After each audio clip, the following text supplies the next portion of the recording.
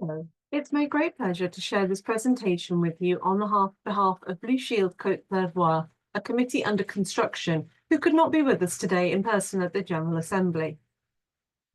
To begin, we'll tell you about the project to create the local committee in Côte d'Ivoire. We first heard about Blue Shield during a virtual training at STIA 2022. After our personal research on Blue Shield, we decided to contact the headquarters to submit the application file for local representation.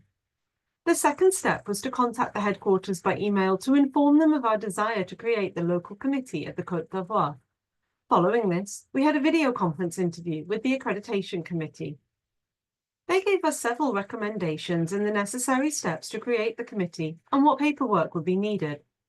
The first step is to start with the national founding organisations of the Blue Shield, national representatives of the International Council on Museums, ICOM, the International Council of Monuments and Sites, ICOMOS, the International Federation of Library Institutions and Associations, IFLA, and the International Council on Archives, ICA, and to ensure that we include museums, libraries, archives, monuments, and sites of our country.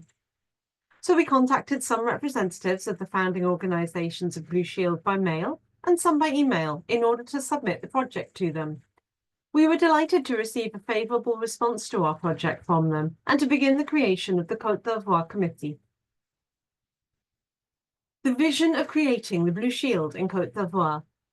In 2002, Côte d'Ivoire experienced an armed conflict, which continued until 2011 with the crisis post-election. Several of our cultural heritage sites have been damaged, ransacked, and looted. It was a great loss for the cultural world of my country. So to prevent these unwelcome situations, we've initiated this project to create a Blue Shield Côte d'Ivoire committee for the protection of our cultural heritage. Côte d'Ivoire has laws and regulations on the protection of cultural heritage. It is our belief that the creation of the local Blue Shield Côte d'Ivoire committee will give impetus to the application of these national regulatory texts in all their forms, as well as the international laws and regulations on the protection of cultural heritage in Côte d'Ivoire. Awareness raising among cultural heritage professionals on the importance of Blue Shield is vital. We need to raise awareness among those involved in an armed conflict, specifically the Defence and Security Force.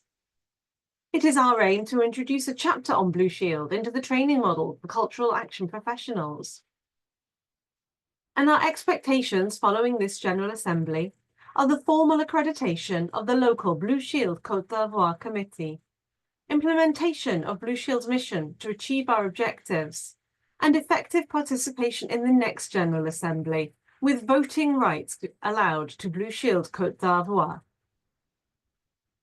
We would like to give our thanks to all those who encourage us to carry out our creation project, in particular, Dr. Emma Cunliffe of the Secretariat of Blue Shield International, Sophie Delapierre, the chair of the Accreditation Committee, with whom we had a working session during her visit to Abidjan in Côte d'Ivoire, and the Blue Shield founding organisations, who have spared no effort to support us in carrying out the project that they found noble. There are a number of individuals in the Côte d'Ivoire who we would like to give our thanks to. And I would like to apologise to anybody whose name I mispronounce now. Dr. Pan Ernest, teacher researcher at INSAC, president of ICOM Côte d'Ivoire. Adama Kone, administrator of parliamentary services, head of the documentation department of the National Assembly, and a member of the International Council of Archives.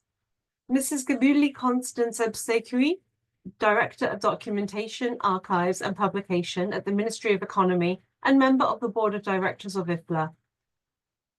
Monsieur Traoré, Director of the Sudanese Mosques declared as UNESCO Heritage, President of ICOMOS Côte d'Ivoire.